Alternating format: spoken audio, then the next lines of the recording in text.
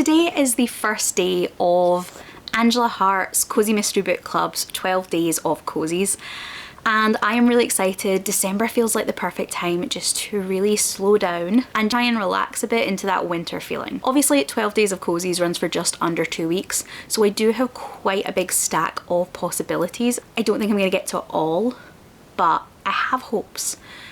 I do have 3 books that are specifically winter themed cozies, and I have a few other Kindle books too that are a mix of books I've had on there for a while and NetGalley ARCs. The winter ones really are my priority, but I could go to the other ones as well if I have time. I have one physical book, though it's not winter themed, it's going to also be a priority because it's a library book, so I really want to get it back. So this is the 5th book in the Three Dahlias mysteries, A Deadly Night at the Theatre. It's not winter themed, but I think there's something about the theatre as a theme, nighttime, this cover vibe. I think it's going to feel wintry enough to fit in with the rest of those books. So I'm going to decide where I want to start, and I'll get back to you when I have an update. I should probably explain the Three Dahlias series a little bit, since this is book 5. These are set in England, and we have 3 main actresses that have played the same character in different iterations throughout the years. Dahlia Lively is a sleuth in the 1930s. She's very much like a Phryne Fisher character or a young Miss Marple. We get little excerpts of her stories throughout the book as chapter headings, but really Dahlia, other than being the link that connects these 3 women, isn't that important as the series goes on. Rosamond, who is in her 60s, played Dahlia back in the 80s. Caro, who is in her 40s, she played Dahlia in a TV series in the early noughties. And then we have Posey, who is in her early 30s and who is currently playing Dahlia in the recent big budget Hollywood adaptation. In the first book, they all met at a Dahlia Lively convention that was promoting this new movie, and of course they stumbled across an Agatha Christie mystery of their own. In this particular book, we see Caro and Posey both taking to the West End stage in separate productions. One of the lead actors in Caro's play is someone that Posey knows from her turbulent child actress past, and she really dislikes. So the 2 of them are having this falling out over look. In the opening prologue, we see Posey stumble out of her dressing room covered in blood, having just found a body. The book then jumps back 3 weeks, and we get to find out all about this falling out. We get to see Rosamond trying desperately to build bridges between Posey and Caro. We see Caro doing a little digging into her co-star Luke to try and find out what Posey's problem with him is, and because of the person she is, to prove that she's right about him and that he has changed and that Posey has to accept that. We don't really see much from Posey herself in the section of the book that I've read, but by the time we are about a quarter of the way through, we catch up to that prologue, and Posey is accused of Luke's murder. Now Rosamond and Caro are having to pick up the investigation, but now also trying to find out who else might have had it out for him and why he's ended up dead. I really love all 3 of our main characters, and I love the kind of intergenerational discussions they have between them. They all have very different outlooks on life, and it makes for really good investigations. And I'm hoping that I'm going to finish it probably today or tomorrow. This was everything that I was hoping it would be. I've been really enjoying these 3 Dahlias books since I found the series at the very beginning of the year, and I'm really happy now that I am fully caught up.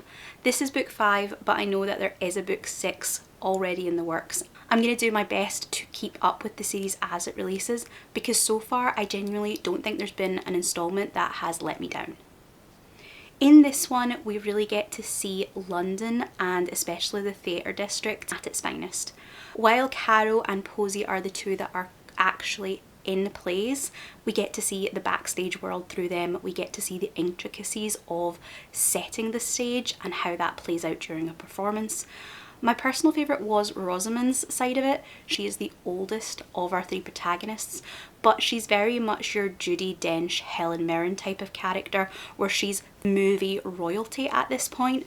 We see her casually getting them tables at the Ritz. We see the way that everyone defers to her when they're out and about. She's very much this respected celebrity, and it was really nice to get to see some of the glitzier parts of London and the theatre district through her eyes. This is probably the first book since the first book where I've really felt that Cozies' backstory was really important to the book. It felt really personal. This one is on quite a sensitive subject. We have a lot here about men and women in both, I suppose, in the celebrity world, but also just in real life and relationships. We have gaslighting, we have manipulation, and all of that made this case in particular feel very grounded and very personal for all three of the protagonists. This isn't exactly a cozy mystery series, especially not in the sense of American cozy mysteries. This is maybe just a little bit darker, a little bit sharper. It's a British cozy series, and I think that definitely is evident in this particular installment. Like most mysteries, I think you probably could read this as a standalone without any real difficulty once you understand the quick concept of them all being actresses who've played the same character. But I don't see why you would want to, because every book in this series has been so good. For me, this is a 5-star series. Katy Watson definitely knows how to set up a hook for the next installment. Everyone has given just enough of the next book's plot that I've been on tenterhooks waiting for them each time, and this one's no different. The next one seems to be set aboard a cruise ship. I am really looking forward to having a really dramatic setting with that kind of locked room element, as I think the girls are going this time the girls are going to be trying to preemptively solve a murder. I think the next book that I'm planning to pick up off of my big pile of possibilities is Newlyweds Can Be Knocked Off by Amanda Flower. This is the 6th book in her Amish Matchmaker Mysteries, which is a spin-off series from her Amish Sweet Shop Mysteries. I've read both those series from start to finish. I've loved them every step of the way, and I'm really excited to see the newest installment. Now, admittedly, the cover for this one does not look like it fits this cozy, wintry vlog, but it did come out in November, so I would have considered it anyway. But the blurb does sound like it fits technically in terms of the time of the year, even if not the actual wintry aspect, so I think it's fair game. After 2 decades as a widow, Millie Fisher, Amish matchmaker, quilter, goat tender and sleuth, is now a 60-something newlywed. But when she adds Snowbird to her list amid the chill of an Ohio winter, murder finds a way to follow. So although Millie and her sleuthing sidekick Lois are jetting off to Florida in this installment, it is still technically winter. So I think this could be a really good way of leading me into some of those more snowy traditional winter settings that I hope to get to for the rest of the 12 days. Either way, I'm gonna let you know how I get on with it.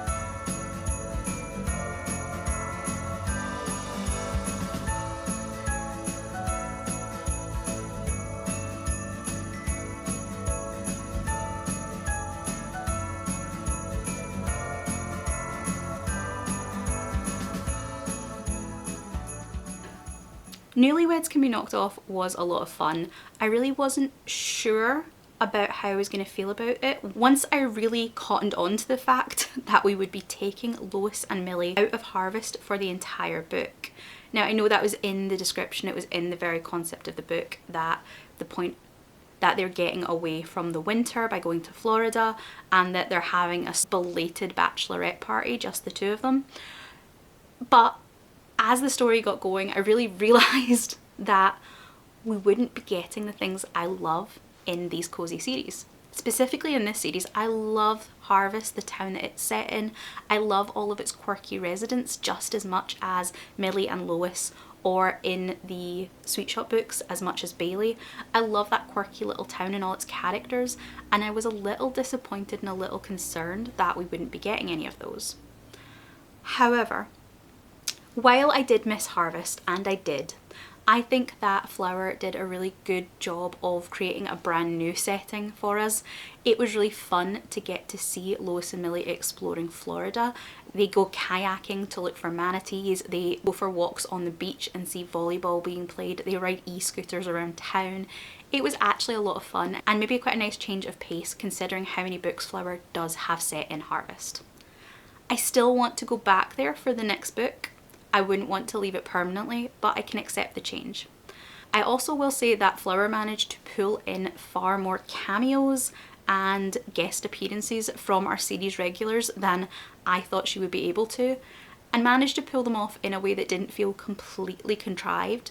We see Bailey for a brief moment through a phone call, we have Juliet, Reverend Brooke and their pig, Jethro, makes a big appearance, and we have Bishop Yoder and Millie's not quite antagonist, not quite friend, the bishop's wife, Ruth. She's far stricter about the Amish faith than Millie is, and that obviously throws her into conflict with Lois quite a lot. So there were still a lot of the characters we know and love, specifically in Millie's sphere of Harvest, so it worked for me really well. While there were a few characters that I would have expected to show up in Millie's stories that I did miss, I didn't mind it as much as I thought I would, and actually the book really did win me over. I had a great time with it and I flew through it really quickly. What I will say is, despite the name of this series, there is no matchmaking in this book, and when I think about it, I don't think there's been any matchmaking, Amish or otherwise, for the past couple of books.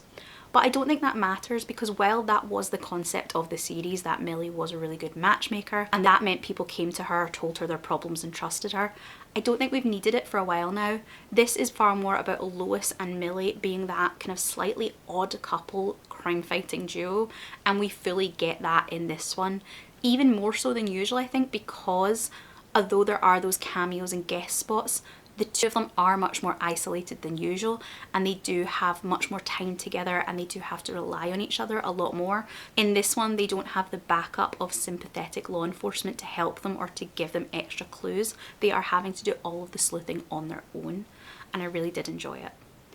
These books tend to alternate with the Sweet Shop, so I think the next book I'll be reading will be one of Bailey's, but I really hope that the series goes on for just as long. I love Millie and Lois. I really enjoy these kind of books that have older protagonists, and I really hope that we're going to continue to see this series from Flower.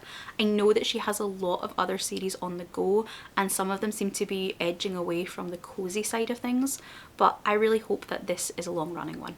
The next book that I'm planning on picking up is one from my library, so I'm hoping to prioritise this so I can get it back for other people. And this is The Christmas Appeal by Janice Hallett. The Appeal is Janice Hallett's debut novel, and I read that back over the summer. I devoured it, I gave it 5 stars, and I loved it. I am intrigued because, quite honestly, the way The Appeal finished, I don't really know how you would write a sequel to that.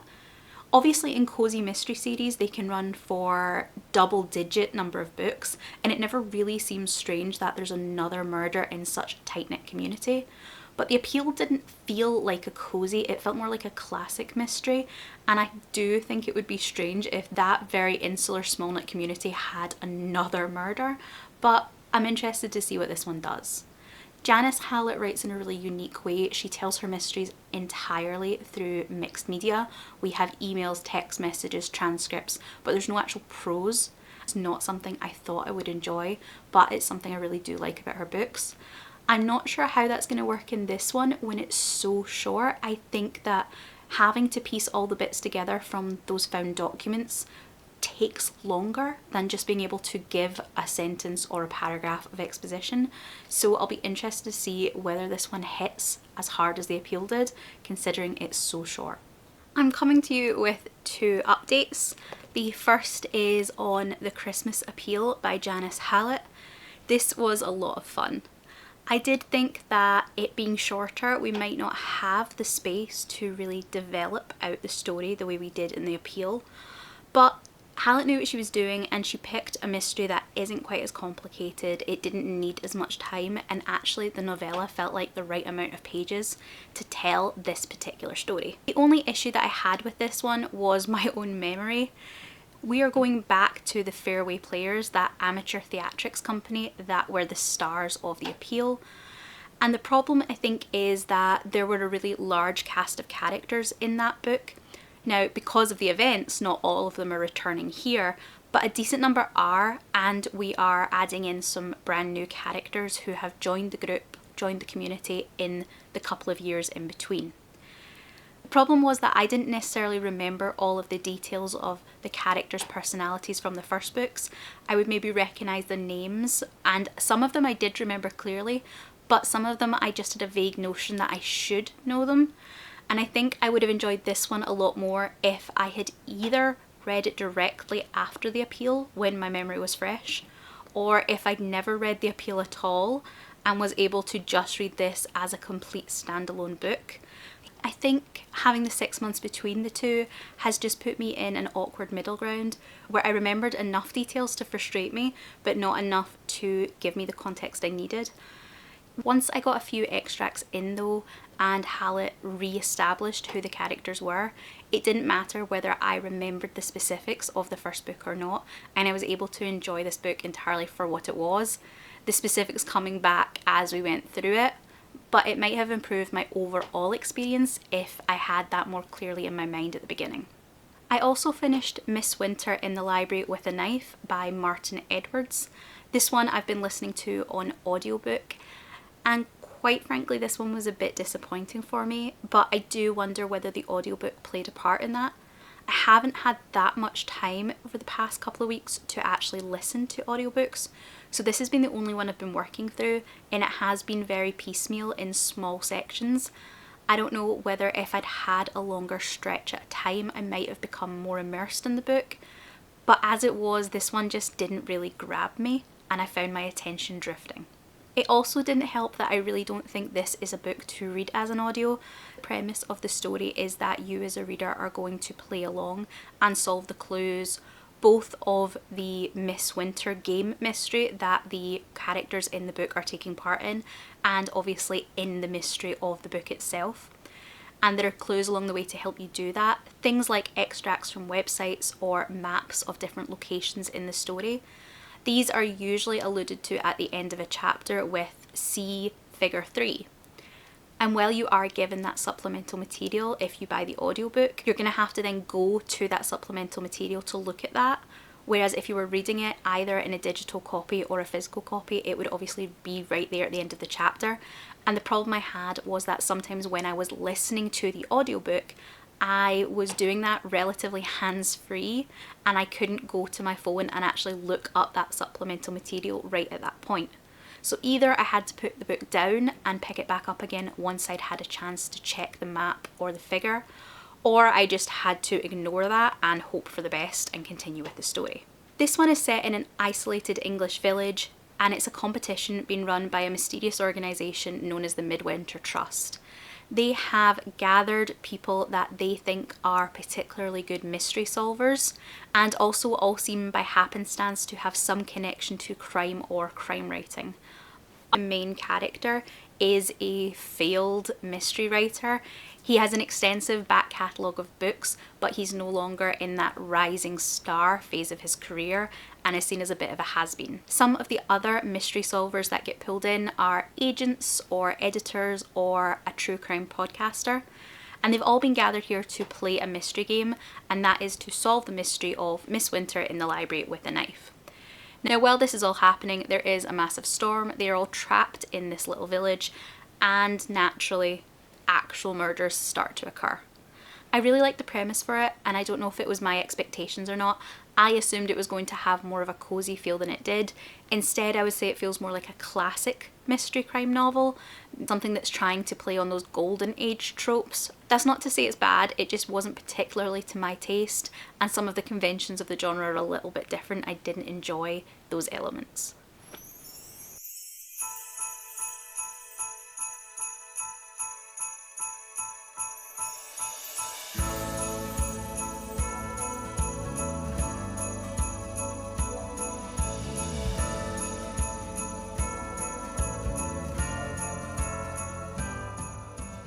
The last book that I've picked up for this cozy vlog is A Wonderful Christmas Crime by Jaqueline Frost. This is the 6th book in her Christmas Tree Farm mystery series, and it is a series that I really enjoy coming back to every year at this particular time of year. In it, we visit the town of Mistletoe in Maine, which is pretty much dedicated to Christmas all year round. And obviously when we go every year at Christmas time, they are geared up to the nines. Specifically, our main character is Holly White. Her family run a Christmas tree farm that every year hosts the reindeer games. It's a huge production. Things like dressing up the snowman, blind gingerbread house decoration. They have different types of races. It's a lot of fun, and it's honestly something I would love to visit if it was real. I love how much creativity Frost puts into it, because every book has something different happen, obviously, as these town people are trying to make the season more and more dramatic, more and more fun. And she obviously has to come up with those things herself, and I really appreciate the amount of kind of creativity that goes into it. In this particular book, the newest aspect seems to be what's called the progressive dinner, and this is something, I don't know if it's a real thing, it's not something I've ever heard of, but basically you buy a ticket, and for each course of your 7-course meal you go to a different participating restaurant or food place. And so it's a kind of round robin event where you see different people as you journey through town. Holly starts her night off at a cupcake shop run by Anna, who is a Swedish newcomer to town. With her, she's brought these really cute little Swedish goat statue collections from her grandmother, and while they have a lot of nostalgic value, it's also implied that there is some monetary value to these that Anna's not concerned about, but other people in town are, because at the same time we also have an antiques fair happening. And you can probably see where this is going. Someone is murdered while trying to steal one of Anna's goat statues, and Anna becomes the prime suspect. Now, without giving away a spoiler for the full kind of series so far, this book is a little bit different to others. Holly is usually a very driven sleuth, a very proactive sleuth, and I love that. I think that while the first couple of books I don't mind if the sleuth is drawn in against their will, by the time we're getting up to books 5 and 6, I want the sleuth to actively investigating. I want them to have accepted their role in life as this harbinger of death, and I want them to go out and actively try and solve each mystery. In this one, Holly though is trying not to get involved for reasons, and very much nobody else wants her to get involved. And for me, this felt a little bit different than the other books in the series. For one thing, although we had the antiques fair and the Swedish goats as the main murder event, Holly is also receiving threats, both directly via text message and in a subtle one-a-day way through the local newspaper crossword. And then we have some other characters from previous books making returns for undisclosed reasons. So there's a lot of kind of minor mysteries happening, and I think that took away from the importance of the main one. Similarly, we only have the one murder, which I know, like, you don't need to have multiple murders in a cozy, but it does seem to be something that happens, and this only had the one. Now, only having the one murder is absolutely fine, but usually when that happens, I find it's because the suspect or the victim is usually very closely related to the sleuth. There's a real personal connection there. I'm thinking usually the first couple of books in a series when you have either the sleuth is the one accused, or their best friend has been accused and they're trying to clear their name, or it's someone related to them that's been killed. This one, I just didn't feel there was enough of a personal connection to Holly to make it feel like it deserved that full story to itself. Yes, she meets Anna and likes her and she wants to help her out, but she doesn't know her particularly well and she doesn't know anything at all about the victim. So it's just really happenstance that she gets involved, which I suppose makes sense in that this is the book where she is the least involved in the investigation. It's the one where I think most normal people would take a step back and say this isn't their problem. So all of that does, I suppose, make sense, but it just felt like it was the least driven mystery to me. I didn't feel there was a real push to find out what had happened or who the killer was. Which isn't necessarily a problem because, quite honestly, I love Holly. I love the entire cast of characters that are in these books. I love mistletoe, I love the reindeer farm, and I would probably read a book set in this world even if there were no deaths happening, even if there was no mystery. I would just watch these characters go about their lives, especially at this really busy time of year. So a little bit like with Newlyweds can be knocked off, this one felt a little bit like a departure from the series as a whole. In that one, it was a departure because we had Lois and Millie going off to a new location, and while I wouldn't have wanted them to be off in Florida all of the time, I did miss Harvest. It was fine for a one-off and I actually enjoyed the change. This is a little bit similar in that it does make sense for bigger series related reasons for Holly to be less involved in this investigation, and I didn't really mind just spending time with the characters, just seeing them get on with their Christmas preparations.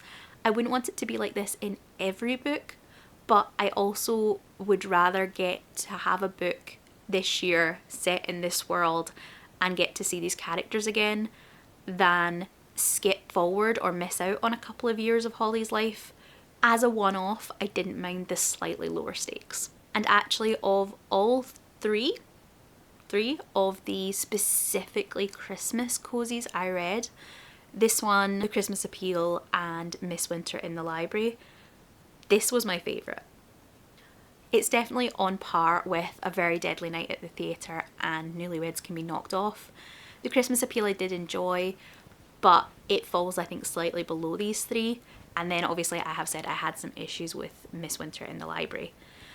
Overall, not a bad batch. I definitely enjoyed these three the most.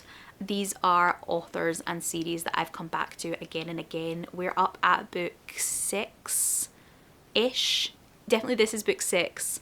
I think the Dahlias, it might be book 5, and I'm not sure about Newlyweds, but we're in that range. I know I enjoy these characters, I know I enjoy their settings, I know I enjoy the authors, so I had a really good time with the three of those. The Appeal was fun, though like I said, I think I struggled at the beginning a little bit.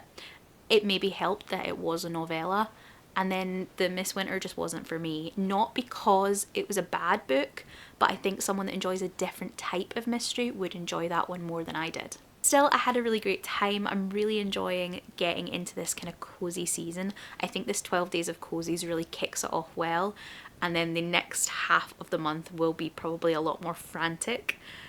But this is a nice time to try and embrace that kind of cozy ideal that never really carries right through to the end of the year in my life, but it's always nice to get a little bit of a taste of it right at the beginning. If you are starting to prepare for your winter or end of year holidays, whatever they may be, then I hope you're having a great time with it. I hope if you're not particularly interested in those holidays and you're in the northern hemisphere, somewhere where it's getting cold, then you're still able to really enjoy the kind of cozy aspect of this time of year. Maybe picking up a really good book under a blanket with a hot drink. Maybe one of these books. If you're interested in any of these books, or rather the series I guess, then let me know. If not, let me know what the top pick for you is on your cozy TBR. If you don't want to talk to me about a particular book, but you want to show that you are here, then leave me an emoji that makes you think of something cozy. I really hope I'll see you in the next video. Goodbye.